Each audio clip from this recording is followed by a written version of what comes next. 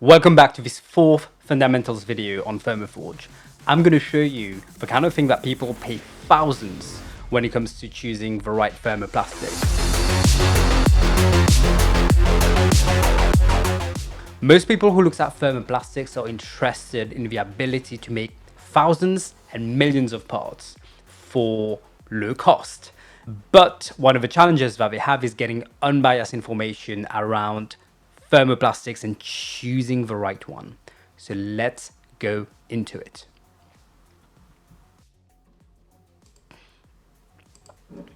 Okay, so I have a map here of the different types of thermoplastics, and what you will see on the left, on the y-axis, are the processing temperature. So processing temperature is simply getting it past its melting point so that you can shape the material.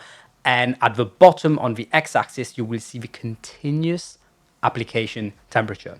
What this is it's the temperature. If you go past it, what would happen to that polymer is the polymer will either degrade or it will go more into a rubberized state and will be very soft and lose all its mechanical properties. So these are, most of them in here are semi-crystalline, but I have two materials there which are amorphous.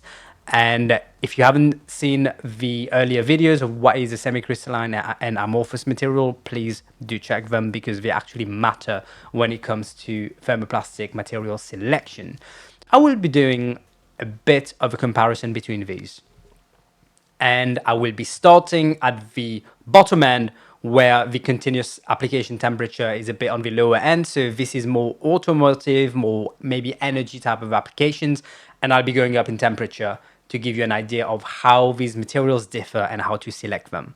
So let's go on the first one, which is polypropylene and polyethylene. So this is on the lower end of the temperature scale, and these materials are generally pretty cheap. What you can see here on the left are thermoplastic pipes which have end fittings on them, and I'll show you in a second that these end fittings are not assembled, but they are actually overmolded in situ.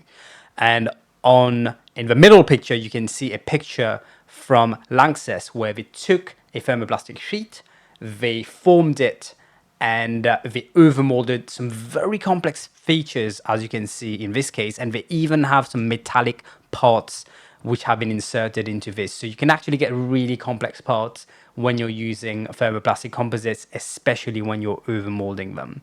Now, polypropylene and polyethylene have pretty low cost, they're very cheap, and usually people will be matching them with cheaper fibers such as, say, glass fibers. But you can also see on the left, this is an actual carbon fiber type material. These materials perform very well when it comes to impact properties, and because they are semi-crystalline, have very good chemical resistance. So let me do a bit of a breakdown of a video from the company AnyBrid, and this is a really cool video. As you can see, you have an AFP machine. So that machine is actually depositing down a unidirectional tape, in this case from the company Mitsui Chemicals. So it's a carbon fiber with polypropylene, and it's a fairly standard process. So they're using a laser, but that's where gets really interesting. After that material has been deposited, this is a portable injection molder. So you're seeing the injection molder, which is actually closing around the pipe, and then the end fitting is automatically injection molded onto it. So what happens in this case is when you injection mold all around the end fitting straight away, you don't really need to assemble the material, and the material is also sealed straight away, reducing kind of like the need for things such as seals and so on. So this is a really, really cool application from AnyBrid. The next one to go in terms of temperature will be nylons. In here, I've included PA6 and PA66. So these are the two main ones that people usually look at, but you also have PA11s, which are quite expensive, and PA12s, and you have a lot of different grades when it comes to nylon, or also known as polyamide, where the PA comes from.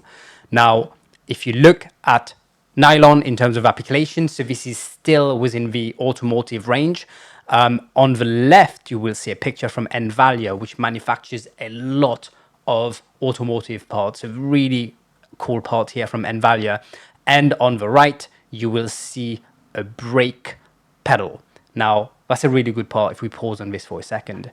So this started as a flat sheet that the company Bergen Rubber Plastic Groups, what they've done is they've taken the plastic sheet and then they've wrapped it in a U form, and then they've overmolded some fairly complex features in here. So in the end, you have a three-dimensional part which started as a flat sheet. It's a very cool part in here. And most of nylons are actually used in automotive. You won't see too much of nylons in aerospace. I'm sure there's some applications. What's really cool about nylon is there are a lot of grades. If I go on to the next one, I'm going to talk a bit around polycarbonate. So polycarbonate is a unique material. Let me explain. So if you're quite used to conventional composites, what you will see is most of conventional composites, which is usually epoxies, if you look at the sports cars and then they're trying to display the beautiful carbon fiber weave, for example, you will see a shiny lacquer on this material. And that's because the epoxies that are used are actually very clear material, so you can really show. Now, one of the challenges with thermoplastic composites is most thermoplastic composites, the polymer itself is quite milky. So because it is milky and you make your thermoplastic sheet, they don't shine as much. With polycarbonate, you have grades of them which are optically very clear. And that's where the opportunity is. So the temperature performance is very good. And if you're using an optically clear polycarbonate, you can have actually a very similar, shiny, beautiful A-surface carbon fiber. So let me show you an example here from the company Nyo. So Nyo is a Chinese EV manufacturer, so they make cars. And what they looked at making on one of the vehicles was around the wheels, they had these scoops. And the idea is quite simple, pretty much as the car is driving and when you're braking, this is distributing air into your brake discs so that you can cool it down. And in this case, they use a polycarbonate. Now, polycarbonate is a kind of material that we haven't seen so much in composites. So that was a use case that actually made it into production. And it's using a unidirectional material, which is very pretty. And it's also very good in terms of temperature performance because it is right next to brakes that get really hot. But so far, we haven't seen a lot of polycarbonate. And in this case, this material was made by Covestro, branded as Maezio. And what we've seen from that is in 2023, they have actually discontinued that line. So it is quite clear that while polycarbonate is very pretty, and you can really see some weaves on it, they have really struggled to get this part on the market. And my theory would probably be that while polycarbonate can look really good, one of the challenges is potentially that it is an amorphous material. And being that it is an amorphous material, it might not be as resistant to harsh environment. So let's say you're driving and there's salt everywhere in a cold country, and then also you're exposing your car to like brake fluids or maybe different types of chemicals. Over time, you might be degrading the polycarbonate. So that could be one of the reasons why maybe we haven't seen so much polycarbonate. But let's keep going. The next ones, I've included two materials here. This is PPS and PEEK.